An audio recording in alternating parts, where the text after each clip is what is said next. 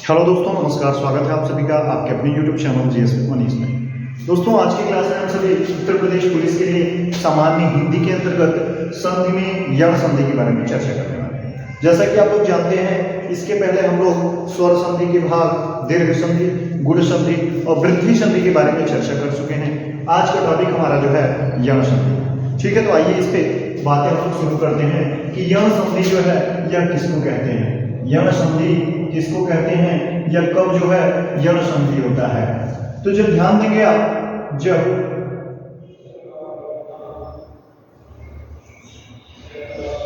ई या ई, ऊ या ऊ तथा री के बाद कोई अन्य स्वर आए, कोई अन्य स्वर आए तो ई या बड़ी ई को य तथा ऊ या बड़ा ऊ को व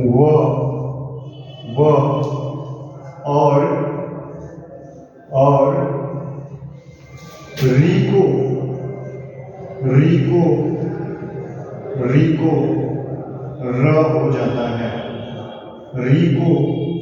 र हो जाता है, तो ध्यान देंगे हमने क्या पढ़ा, जब ई या ई, ऊ या ऊ तथा री के बाद कोई भी स्वर आए, क्या आए, कोई अन्य स्वर आए, अर्थात ई या ऊ या ऊ तथा री के बाद किसी अन्य स्वर का जब मेल होता है तो ई और बड़ी ई के स्थान पर क्या हो जाता है, य हो जाता है। ई या बड़ी ई जो होता है उसके स्थान पर क्या होता है, य हो जाता है। तथा ऊ या जो बड़ा ऊ है, इसके बाद अगर कोई स्वर आ जाता है तो ऊ या ऊ को क्या हो जाता है, व हो जाता है। क्या हो जाता है, व हो जाता है। ठीक है ना, ई या ई को य हो जाएगा, ऊ या ऊ को व हो जाएगा, और री के बाद अगर कोई स्वर आता है, री के बाद यदि कोई भी स्वर अन्य स्वर आएगा तो री को क्या हो जाएगा, र हो जाएगा। ये हमारा जो है ना यण संधि का नियम है। तो इसको आप ऐसे फॉर्मेट में लिख देंगे कि ई या बड़ी ई प्लस कोई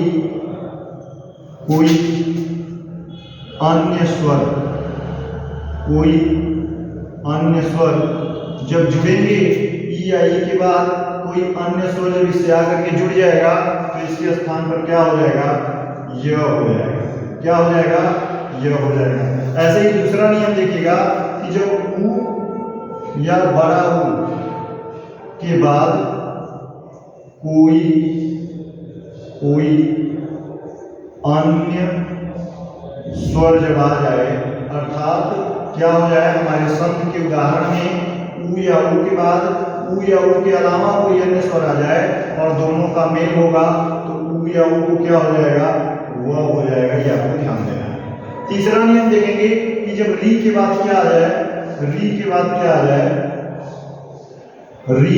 प्लस कोई अन्य स्वर कहने का मतलब जानते हैं क्या है, कि अर्थात जो आ रहा है, जैसे री आया तो री भी एक प्रकार का स्वर है, तो री के बाद री नहीं आना चाहिए, री के अलावा कोई और स्वर आना चाहिए। री को छोड़ने के बाद जितने स्वर बचते हैं उसमें से कोई स्वर आ जाए। ठीक है ना, तो कोई अन्य स्वर री के बाद अगर आ जाता है तो री के स्थान पर या इन दोनों के स्थान पर क्या हो जाएगा, र हो जाएगा। तो ये हमारा क्या हो गया, तीसरा नियम हो गया। ठीक है ना। अच्छा, एक चीज और एग्जाम्पल में आता है, हालांकि हिंदी में कम आता है, संस्कृत के एग्जाम्पल में आता है। मान लीजिए ऐसे ही री आ गया, री और कोई अन्य स्वर आ जाए री के बाद, तो जानते हैं क्या हो जाएगा, री को भी ल हो जाता है। क्या हो जाता है, ल हो जाता है। तो आप ये भी याद रखिएगा, ये हालांकि इसके एग्जाम्पल कम आपको देखने को मिलते हैं, कि यदि री के बाद भी कोई अन्य स्वर आ जाए ना तो क्या हो जाता है, ल हो जाता है। तो हमारा नियम रहा कि ई या ई के बाद कोई अन्य स्वर, अर्थात ई या ई को छोड़ करके कोई और स्वर आ जाता है और दोनों का मेल होता है तो इनके स्थान पर क्या हो जाएगा, य हो जाएगा। ऐसे ही दूसरा नियम आपने देखा कि ऊ या ऊ के बाद कोई अन्य स्वर, अर्थात ऊ या ऊ को छोड़ के कोई दूसरा स्वर आना चाहिए तो इनके स्थान पर क्या हो जाएगा, व हो जाएगा। और तीसरा नियम हमने देखा कि री के बाद अगर किसी अन्य स्वर से, अर्थात री को छोड़ करके री का क्या होता है, मेल होता है, तो इसको क्या हो जाएगा, र हो जाएगा। और इसी प्रकार हमने देखा कि री के बाद कोई और स्वर आने पर इसका योग यदि उससे होता है तो क्या हो जाएगा, ल हो जाएगा। अब हम एक एक करके एग्जाम्पल देखेंगे, एक एक करके इन नियमों पे आधारित, ये हमारे क्या है, ये हमारे नियम हैं, इन नियमों पे आधारित जो है ना हम एक एक क्या देखेंगे, एग्जाम्पल देखेंगे। मान लीजिए हमारा एक एग्जाम्पल है अत्यधिक, एग्जाम्पल एक हमारे सामने है, मान लीजिए अत्यधिक, यहाँ से एग्जाम्पल देखना शुरू करेंगे। मान लीजिए एक एग्जाम्पल है अत्यधिक, अत्यधिक, अत्यधिक एक एग्जाम्पल है, इसका संधि विच्छेद करिएगा तो हो जाएगा अति, अति प्लस अधिक, अति प्लस अधिक हो जाएगा। अब यहाँ पे देखिए टी में क्या है, हमको छोटी का मात्रा मिल रहा है और प्लस यहाँ पे क्या मिल रहा है, अ मिल रहा है, तो ई और अ। हमने देखा कि हमारा पहला नियम काम कर रहा है कि यदि ई के बाद कोई अन्य स्वर आए तो कोई अन्य ही स्वर तो है ना, ई के अलावा स्वर है ना, ई तो नहीं है, तो क्या हो जाएगा, ई के बाद कोई अन्य स्वर आने पर इसके स्थान पर क्या हो जाएगा, य हो जाएगा। तो यहाँ पे हमको क्या मिल जाता है, य मिल जाता है। अब आप देखिएगा यहाँ पे हम इसके पहले क्या हमारे पास बचा था, तो हमारे पास बचा था अ बचा था और उसके बाद क्या बचा था, तो बचा था, और तो में से ही ना तो ई निकला था, तो अ तो और ई और अ के स्थान पर य हो गया। और यहाँ हमको बचा था धिक, क्या बचा था, धिक बचा था। अब इन सबको जब मिला के जोड़ देंगे ना तो देखिए क्या हो जाएगा, अ तो ऐसे ही आ जाएगा और तो क्या है, आधा है, तो किससे जुड़ जाएगा, य से जुड़ जाएगा। और इधर क्या है, पूरा पूरा धिक है। तो आप देखेंगे हमारे नए शब्द अत्यधिक का निर्माण हो जा रहा है। किसका निर्माण हो जा रहा है, अत्यधिक का निर्माण हो जा रहा है। जो हमारा जो शब्द हो जाएगा ना, ये यण संधि के पहले नियम से संबंधित हो जाएगा। अति धन अधिक बराबर अत्यधिक, और अत्यधिक में कौन सा संधि हो जाएगा, तो यण संधि हो जाएगा। ये हमारा यण संधि का एग्जाम्पल हो गया कि ई या बड़ी ई के बाद कोई अन्य स्वर आने पर उसका जब मेल होगा तो उसके स्थान पर क्या हो जाएगा, य हो जाएगा। ठीक है, ऐसे ही एक अगला एग्जाम्पल देखेंगे, स्वागतम, स्वागतम, एक नया शब्द देख लीजिए, स्वागतम। क्या देखा, स्वागतम, हमने एक शब्द देखा। अब इसका जब शब्द विच्छेद करिएगा तो हो जाएगा शूधन, आगतम, आगतम, ठीक है ना, शूधन आगतम। अब देखिएगा यहाँ पे शू में क्या है, ऐसे पूरा पूरा इसको तोड़ दीजिए, स और छोटा का मात्रा है, तो शू के स्थान पर हम स और छोटा का मात्रा लिख सकते हैं ना। और उसके बाद यहाँ पे देखिए, यहाँ पे आ है और उसके बाद क्या है, गतम है, तो गतम को भी क्या कर लीजिए, अलग लिख दीजिए। अब हमने क्या कर दिया, शू को सूधन ऊ लिख दिया और आगतम को क्या लिख दिया, आधन गतम लिख दिया। आपको पता है कि पहले शब्दांश के लास्ट वाले वर्ण में और दूसरे शब्दांश के पहले वाले वर्ण में ही हमारी क्या होती है, संधि होती है। हमारा दूसरा नियम क्या कह रहा है कि यदि ऊ या बड़ा हो के बाद कोई अन्य स्वर आ जाए, अर्थात ऊ या ऊ के अलावा कोई स्वर आ जाए, तो इन दोनों के योग से क्या मिलता है, वो मिलता है। तो हमने देखा यहाँ पे ऊ हमको मिल गया, यहाँ पे कोई अन्य स्वर अर्थात इसके अलावा मिल गया, तो आ मिल गया, तो ऊ और आ के स्थान पर क्या हो जाएगा, ऊ को तो वह हो जाएगा, और जब आ का मात्रा लगाएंगे तो क्या हो जाएगा, वाह हो जाएगा। ये हमारा हमको नियम के अनुसार रिजल्ट मिल जाएगा। अब देखिए ऊ और आ के स्थान पर तो वाह हो गया। अब यहाँ पे क्या बचा हमको, यहाँ पे हमको क्या बचा, केवल स बचा, ठीक है ना, स प्लस वाह हो गया। और यहाँ पे क्या बचा है, गतम, यहाँ पर क्या बचा है, गतम। अब इनको सभी को जोड़ लीजिए, तो आधा स जब वाह के साथ जुड़ेगा तो स्वा हो जाएगा, और ये हो गया गतम, ये हो गया गतम। तो हमारा क्या बन गया, ये नया शब्द मिल गया, नया शब्द जो हमारा मिल गया यह यण संधि युक्त शब्द हो गया स्वागतम। ठीक है ना। इसमें क्या हुआ है, इसका जब हमने संधि विच्छेद किया तो सूधन सूधन आगतम मिल गया, और सु में हमको क्या मिला, ऊ मिल गया, और आगतम में क्या मिल गया, आ मिल गया।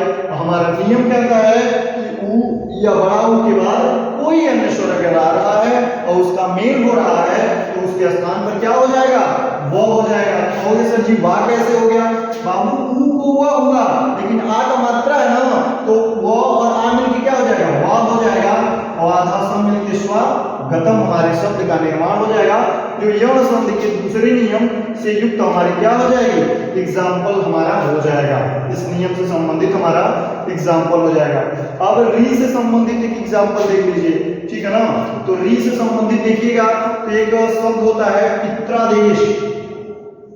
क्या होता है, पित्रादेश होता है। एक शब्द होता है पित्रादेश।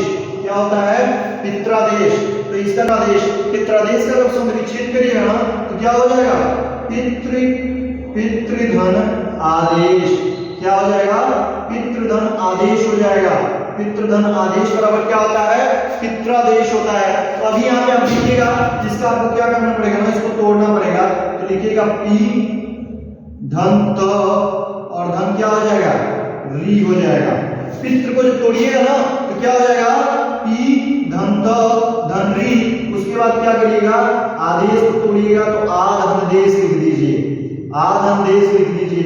अब यहाँ पे ना आपको संधि करने में क्या हो जाएगा, आसान हो जाएगा। पितृ को हमने क्या लिख दिया, सबसे पहले यहाँ से देखिए, पित्रादेश का संधि विच्छेद क्या होगा, तो पितृधन आदेश बराबर पित्रादेश हो जाएगा। पितृ को हमने तोड़ दिया, पितृ को तोड़ा तो पी मिल गया, प्लस यहाँ पे आधा त है और री है। तो पितृ को हमने ऐसे लिख दिया और आदेश को हमने आ प्लस देश कर दिया। अब कहिएगा क्यों इसको तोड़े क्यों है, इसको तोड़े इसलिए हैं क्योंकि हम लोगों को पता चल जाए कि किन किन वर्णों में हमको संधि करनी है और किन वर्णों के स्थान पर क्या नियम कह रहा है और कौन सा वर्ण हमारा शेष बच रहा है। तो आप देखिएगा ये क्या है, ये हमारा पहले शब्दांश का लास्ट वाला वर्ण है और ये हमारे दूसरे शब्दांश का पहला वर्ण है। इन्हीं दोनों में क्या होनी है, संधि होनी है। तो री के बाद आ गया। नियम हमारा क्या कह रहा है, यदि री के बाद कोई अन्य स्वर आए तो री को क्या हो जाता है, र हो जाता है। अब री को र हुआ ना, लेकिन मात्रा क्या है, आ का मात्रा है। तो री के बाद जब आ जाएगा और दोनों जुटेंगे ना तो अब हो जाएगा रबरात मात्रा रा हो जाएगा। अब यहाँ पे देखिए क्या शेष हमारा बच रहा है, यहाँ पे पी शेष बच गया प्लस तो शेष बच गया आधा और उसके बाद रा बच गया और उसके बाद क्या हुआ, इसको यहाँ पे बच गया देश। क्या बच गया, देश बच गया। अब सबको इकट्ठा कर दीजिए आप, तो सबको इकट्ठा करिएगा तो पी तो हो गया, ये तो क्या है, आधा है। तो और रा मिल के जमते क्या हो जाएंगे, त्रा हो जाएंगे। और यहाँ पे क्या लिखा हुआ है, देश, अर्थात हमारे पित्रादेश शब्द का क्या हो जाएगा, निर्माण हो जाएगा। जो हमारा नया संधि शब्द होगा वो क्या होगा, पित्रादेश होगा। पितृधन आदेश बराबर पित्रादेश, और पितृ को जो हम तोड़ेंगे तो हो जाएगा पी आधा और री, और उसके बाद आदेश री और आ मिलकर के रा हो जाएंगे और आधा तो जो रा से मिलेगा तो त्रा हो जाएगा और हमारे पित्रादेश शब्द का निर्माण हो जाएगा, जो कि हमारे यण संधि के तीसरे नियम से संबंधित है। ठीक है ना। तो ये हमारा एग्जाम्पल रहा। एक एग्जाम्पल इसका भी देख लीजिए, री से संबंधित एक एग्जाम्पल देख लीजिए। तो हम आपको री से संबंधित एग्जाम्पल जो है ना यही बता देते हैं, यही बता देते हैं। मान लीजिए एक शब्द होता है लाकृति, एक शब्द होता है लाकृति, एक शब्द होता है लाकृति जिसका संधि विच्छेद आप जब करिएगा तो होता है री धन आकृति, री धन आकृति, री धन। तो ध्यान दीजिएगा ये हमारा जो शब्द है ना लाकृति, या लाकृति दो शब्दांशों से जैसे री और आकृति से मिलकर बना है। तो हमने क्या नियम पढ़ा, देखिए आप यहाँ पे पहले एक बार और इसको देख लीजिए, री प्लस आ और उसके बाद कृति को अलग कर दीजिए, कृति को क्या कर दीजिए, अलग कर दीजिए। अब आप देखिएगा कि हमारा पहला वाला वर्ण ये है री और दूसरे शब्दांश का पहला वर्ण क्या है, आ है। तो री और आ क्या हो जाएंगे, जुड़ जाएंगे। तो अभी हमने नियम देखा था कि री के बाद कोई स्वर आने पर री को क्या हो जाता है, ल हो जाता है। री को ल होगा ना, उसके बाद मात्रा क्या है, आ का मात्रा है, तो री के स्थान पर ल हुआ, आ का मात्रा लग जाएगा, तो इसके स्थान पर क्या हो जाएगा, ला हो जाएगा। क्या हो जाएगा, ला हो जाएगा। अब बाद में क्या बच रहा है, कृति। बाद में क्या बच रहा है, कृति। तो लाकृति शब्द का क्या हो जाएगा, निर्माण हो जाएगा। दोनों जुड़ेंगे जब तो क्या हो जाएगा, लाकृति। लाकृति हो जाएगा।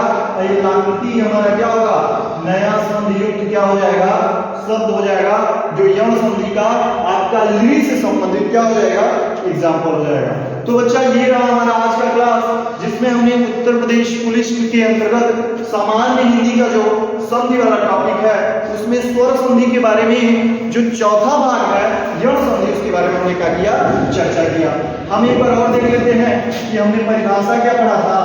परिभाषा या हमारा जो नियम था, ठीक है ना, यम संधि के बारे में वो क्या था, तो क्या था कि जब ई या ई के बाद या ऊ या ऊ के बाद या री के बाद कोई अन्य स्वर, अर्थात जिसके बाद भी स्वर आना है उसके अलावा कोई स्वर आए, इनका योग होता है जाना, तो ई को क्या हो जाता है, य हो जाता है।